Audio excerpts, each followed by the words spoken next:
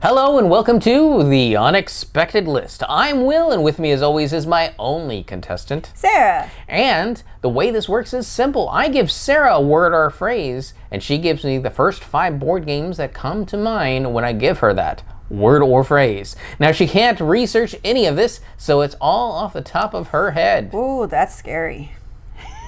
That's great. All right, here we go. Your word for today is aggression. Oh, I can get aggressive.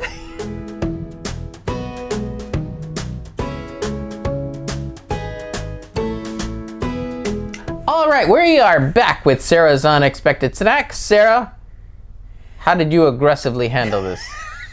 By looking at the wall very stumped, because we're Care Bear gamers. We don't really play games that are very aggressive, and we typically don't have a lot of games that the theme is aggressive, except like co-ops where you're beating up people, but then again, that's just combat and it doesn't always make like aggressive. So this one took me a hot minute to figure out what I could link aggression to. Okay. So let's start number with one. This game. Let's see. It might be very difficult to see. This game goes to 11. Oh, it's so shiny. I'm just going to put it down. Unfortunately, this is out of print, and it has been out of print for a while. But this is an interesting game where I'm not necessarily one who plays the game aggressively, but I play this a lot with my coworkers when I used to go into office. Yeah, you use the player's aggression as your strategy. Yes. Other people would start... It's not directly attacking. Let's see, now I'm trying to remember the rules of the game. You basically give cards to... Yeah. Or basically you set them up for overshooting. Right. But if you get 11, you can then give them to other players. Yes, and so people you're don't trying, want cards. right, you're trying to get rid of your cards and other people can get the cards. So it's a pretty simple card game that way. But people hold grudges. And I saw it so many times with my coworkers, and it was just hilarious. From game to game to game, they would be so at each other's throats. Somebody else would win, and we'd move on and play another round of it. They'd still be at each other's throats, even though it's a brand new, game, and they haven't even attacked each other in that game. And you didn't at all at once go, oh, or you gonna take that? But this is a fun game at higher player counts, so that's why I'm kind of sad that it's not still in print. The theme, this game goes to 11. It's got the amps and it's a numbers game. Yeah. So, but if you can find a copy and you like playing larger, what does it go up to? I think, okay, it only goes up to 6, but it plays better at the higher player counts. Yeah. And it's a lot of fun because it can be really chill until that one moment where somebody's like, you didn't just do that, kind of thing. And the aggression comes out. All right, number 2. King of Tokyo is probably one of the few games where it is obviously very aggressive because you're big, giant kaiju monsters trying to beat each other up and take over Tokyo. Except I usually play this for the victory point route. So Again, you play it like this goes to 11. Let them duke it out, and I'm over here, I'm fine. I am outside of Tokyo. So when I win, it's usually because I'm under the radar, staying silent, not making waves, and I win through victory points. But I lose the game more than I win because of that. But there have been occasions where you sneak in and all I need is 5 attack, and I got 4, so... Okay. Yeah, okay. But that's the fun part. You could be just so quiet, and then you just get the right roll to just do that, last blow, and you win. Yes. So it can change on a dime. So yes, very aggressive game of you're just trying to beat each other up, and there's a new dual version. I only tried it once on Board Game Arena. I don't know how I feel about it. It kind of made it more complicated and I would imagine you have to work on multiple levels. There's for the 2 dual tracks. Yeah. There's 2 tracks that if you get the marker to one end of the track, you win. But you can still just beat the other person up. And I beating the other person up was just felt better and the tracks were fiddly. So not sure I can recommend it, but I've only got one play of it. But for a larger player group, and we like it at 2 players, even though it loses that chaotic feeling, we like the more tactical, aggressive nature of the game that it becomes with 2 players. Okay. All right. Number 3. Number 3. A very obscure game that most people probably have never heard of, called Battle Merchants, designed by Gil Hova, one of our favorite designers, although unfortunately he's not designing anymore. He did the Networks and Network Rivals, which really enjoyed. So this is an interesting one, which is why we still have it, even though it's a little wonky to set up for the different player counts. You are not fighting in the war. You are supplying weapons to all sides of the war or battle. Battle Merchants. Right. So this has an interesting perspective on aggression because you're not actively participating in the aggressive act, but you are fueling it. Yeah. So that is really interesting. So you are trying to make bigger and better weapons. They will break, but you still get some money from them. And you're just trying to improve your skill so that you can be the one to give all these big badass weapons to whatever side. I don't even think it really matters, and I actually honestly don't remember the win condition at this point. But I remember just having so much fun of, I'm not actually battling, but I'm selling stuff to all the sides and making a ton of money. So it's very satisfying. All right, number 4. All right, The Dark Quarter. This game is on here because it makes me mad.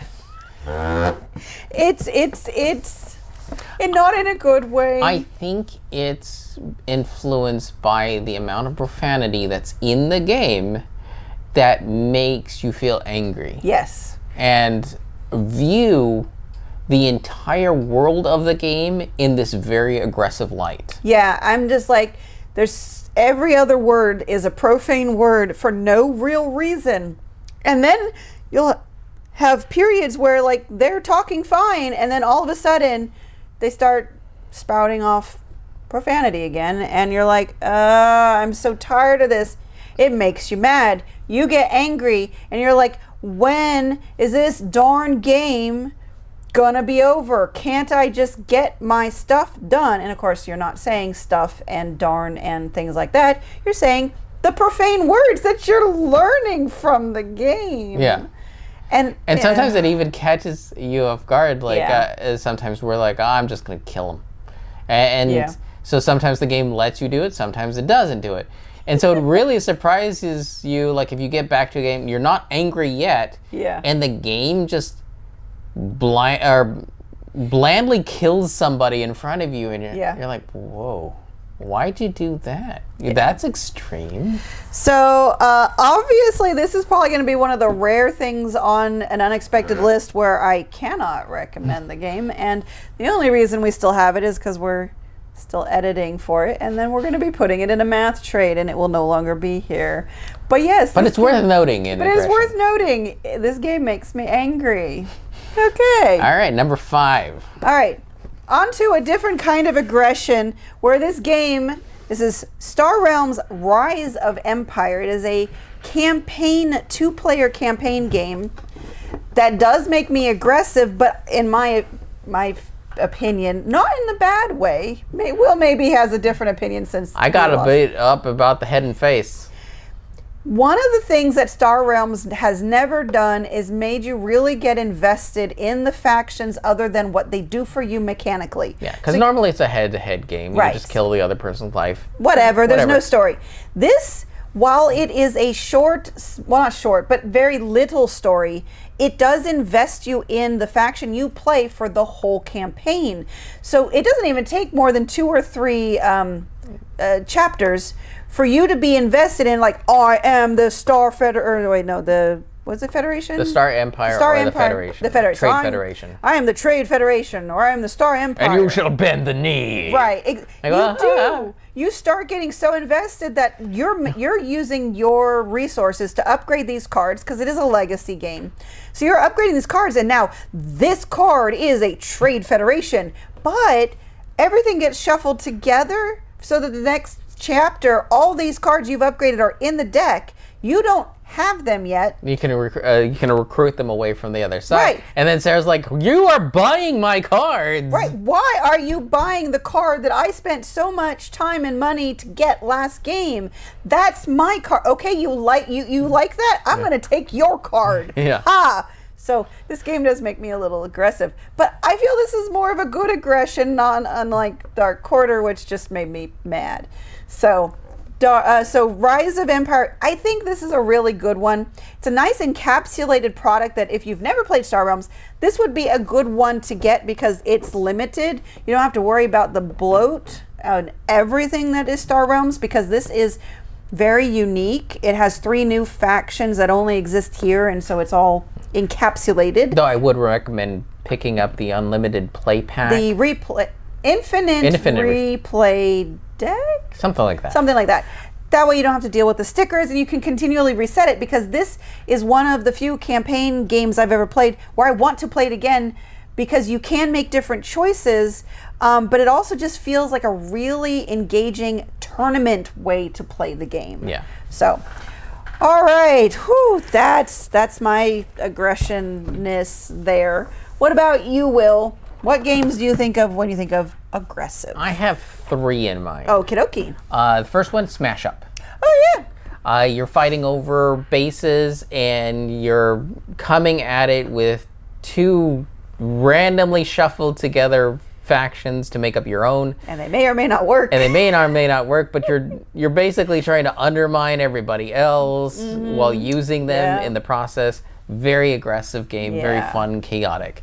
The next one, Pixel Tactics. Oh, right. We just haven't played that. Well, that's because it's so heavy. It's a head-to-head. You start with a leader in the center, and then you start adding your cards around it to bolster your faction and then replace them as they die in the hopes to try to eliminate the other player's leader. Right.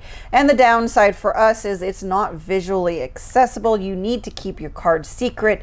It did it in this pixel art style, but then it's so much information that even I would now have trouble reading it all because it's so tiny. Yeah. So it's one that we keep because we like it, but unfortunately I don't know. Again, we need to try your meta glasses. Yeah, see if that works. See if that works. But yeah, Pixel Tactics. And then the third one, you'll understand why, and you'll understand why you didn't pick it out yourself. Okay. Sentinels of the Multiverse. Okay. The game starts by kicking you in the teeth. That is true. That is very true. You get a fire lit under you as you play the heroes together to just try to shove your fist as far down that enemy's throat as possible. And it feels so satisfying while you're being so aggressive of building up your hero while the villain is still, making havoc and doing its thing. Yeah, thematically, it was a fantastic... it did sprawl all over their table. Yeah, it's not a perfect system, but the way that it handled unique character decks and really building every single character feels very different from every other character. This is not you just smash some stuff together and now you have a character. No, this is a very purposely built... This is how this works, and not all of them are easy. And not all of them work well together. And yes, not all of them worked well together. So it is very challenging to figure out which ones not only do you play better with, but then yourself, like which ones do you like, but then which ones play better with other ones at the table. And yeah, you do get kicked all over the place before you can get somewhere, but that's the kind of co-op one that I love. Yeah. Of you are a hero on the rise. Yeah, and we got this monster box that just holds everything. We couldn't bring it out onto the table because it's about the size of this whole stack. And like the whole heck of a lot longer. It's about as tall, but then it's a lot longer. So yes, it doesn't even fit in one of these cubes. Yes. All right, so that's it for us. What do you think when you hear the word aggression? You can do all the research you want because we can't. And let us know down in the comments. And this has been The Unexpected List. If you have any questions, comments, or concerns, you can reach out to us on the various social media platforms at Rolling with Two, that's TWO. We're on Blue Sky, Facebook, Twitter, and Instagram. For Discord, we have a channel on Tabletop Express. Check the show notes for the invite link. If you have time, check out the other content Nanaman has found for you, because remember, he's rolling with you.